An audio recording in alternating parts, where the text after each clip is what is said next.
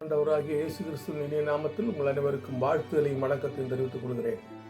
நாளும் வேதாகம தென்றுளிகள் என்ற பகுதியிலே நாம் சிந்திக்கின்ற பகுதி, பாவம் மனுக்குலத்தை எப்படி பாழடிக்கிறது.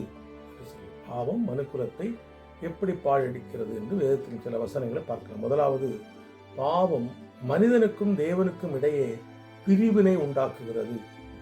ஏசாயா 59 அதிகாரம் வசனம் 2. இரண்டாவது, பாவம் மனிதனை பரலோகத்துக்கு போக விடாது தடை செய்கிறது. மத்தேயு 7 அதிகாரம் 23 வசனம். மூன்றாவது, பாவம் மனிதனை அடிமையாக்குகிறது. யோவான் 8 அதிகாரம் 34 வசனம். நான்காவது, பாவம் செய்கிற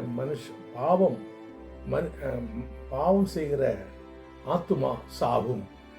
எசேக்கியேல் 18 அதிகாரம் 20 வசனம். ஐந்தாவது, பாவம் மனிதனை நரகத்துக்கு வழிநடத்துகிறது.